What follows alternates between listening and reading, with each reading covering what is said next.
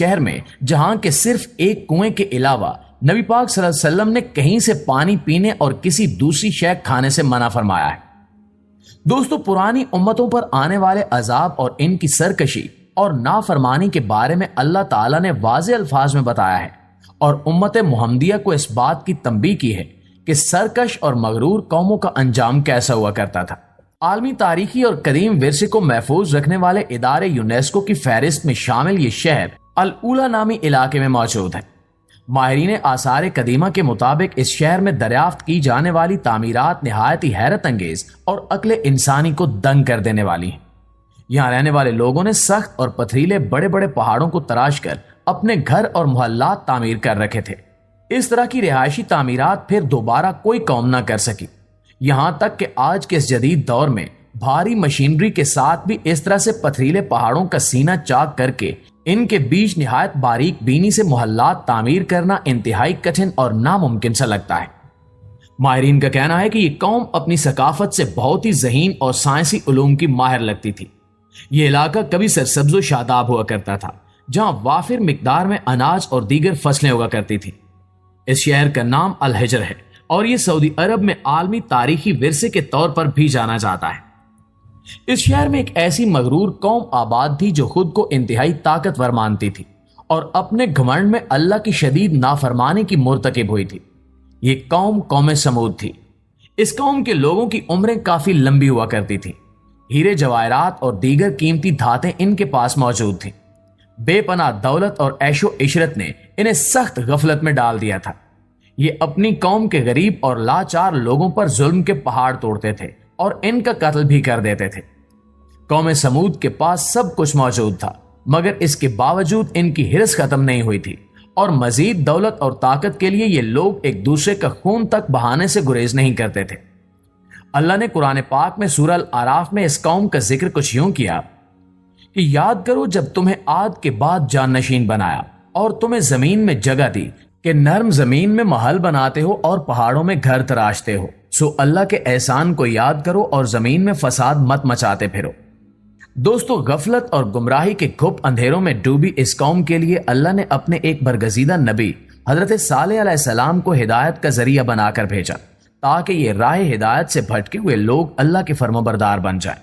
مگر جب حضرت صالح علیہ السلام اللہ کے حکم کے مطابق اس قوم کے سامنے نبوت کا دعویٰ کرتے تو اس کے سرکردہ لوگ جو کہ اپنے آگے کسی کو کچھ بھی نہیں سمجھتے تھے، حضرت صالح علیہ السلام سے یہ کہنے لگے کہ اگر تم واقعی میں اللہ کی طرف سے بھیجے گئے نبی ہو تو ہمیں اپنی نبوت کا کوئی معجزہ دکھاؤ۔ انہوں نے اللہ کے نبی حضرت صالح علیہ السلام سے کہا کہ اگر تم واقعی سچے نبی ہو تو قریب میں واقع چٹان سے ہمیں ایک اونٹنی پیدا کر کے دکھاؤ، جس پر حضرت صالح علیہ السلام نے اللہ تعالیٰ سے دعا کی، جس کے بعد نبی صالح علیہ السلام کے معجزے کے طور پر اللہ کے حکم سے اس جگہ سے ایک اونٹنی پیدا ہوئی۔ اللہ کی شان دیکھیں کہ اس اونٹنی نے ایک بچے کو بھی جنم دیا۔ یہ حضرت صالح علیہ السلام کا معجزہ نبوت تھا، جسے دیکھ کر قوم سمود کے اکثر لوگ حضرت صالح علیہ السلام پر ایمان لے آئے اور اللہ کے حکم کے تابع ہو گئے۔ مگر اب بھی بعض لوگ اس قوم کے ایسے تھے جو اپنی طاقت کے نشے میں بری طرح سے ڈوبے ہوئے تھے اور اس معجزے کے بعد بھی ایمان نہ لائے، بلکہ اپنی سرکشی اور نافرمانی پر ڈٹے رہے۔ حضرت صالح علیہ السلام کے معجزے کے بعد ان کی اونٹنی اسی قوم کے ساتھ رہنے لگی، مگر مغرور لوگوں سے یہ بات برداشت نہ ہوئی اور ان کی قوم کے دو بدبخت لوگوں نے اس اونٹنی کو قتل کر دیا۔ ان کی اس درجہ ہٹ دھرمی اور نافرمانی پر اللہ نے اپنی ناراضگی کا شدت سے اظہار کیا، اور پھر ایک دن رات کے وقت جب سب غفلت کی نیند سو رہے تھے، ان پر ایک شدید زلزلے کی صورت میں عذاب نازل ہوا۔ یہ ایسا عذاب تھا کہ اگلی صبح ان میں سے ایک سرکش بھی نہیں اٹھ پایا، کیونکہ اللہ نے اس شہر میں بسنے والی قوم سمود کو تباہ و برباد کر دیا تھا اور دنیا والوں کے لیے یہ ایک عبرت کا نشان بن کر رہ گئی۔ اور یہی وجہ ہے کہ ہمارے پیارے نبی پاک صلی اللہ علیہ وآلہ وسلم نے اس جگہ پر جا کر ٹھہرنے سے منع فرمایا ہے۔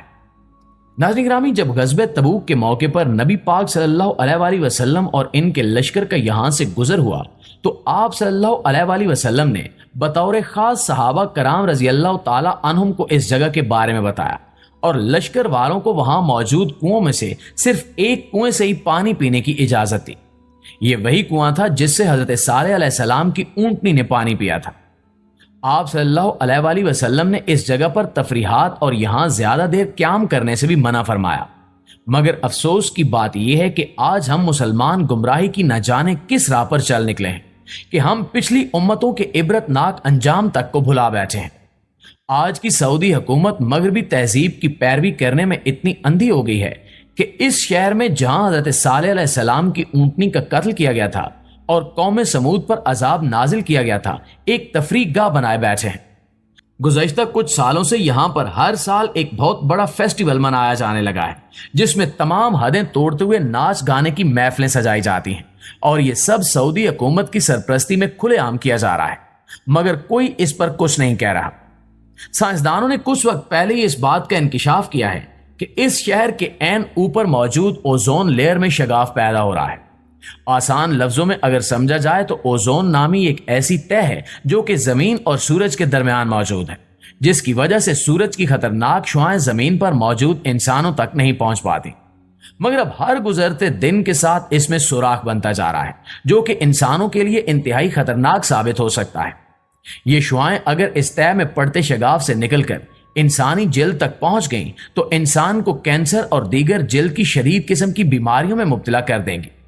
नाज़रीन गिरामी, ये तो कौम समूद पर आने वाले अजाब की बात थी, मगर इसके अलावा कौम लूत पर भी अल्लाह ने शदीद अजाब भेजा था।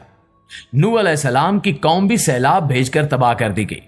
बनी इसराइल एक ऐसी कौम है जिसके लिए अल्लाह ताला ने सबसे ज्यादा नबी भेजे। इन्होंने अपने नबियों तक को कत्ल करने से गुरेज न किया।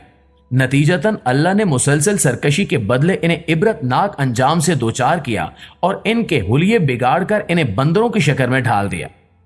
अगर बात करें उम्मत मुहम्मदिया की तो अल्लाह ताला ने इस उम्मत पर बेशक पहली उम्मतों की तरह नेस्तो नाबूद कर देने वाले अजाब नहीं भेजे, मगर फिर भी अगर गौर किया जाए तो अल्लाह ने हमसे सजदों की तौफीक छीन ली है। हम पर करप्ट तरीन हुक्मरान मुसल्लत कर दिए हैं। हमें सूद की अनदेखी जंजीरों में कैद कर दिया गया है। हमारे बीच शदीद फूट पैदा हो चुकी है।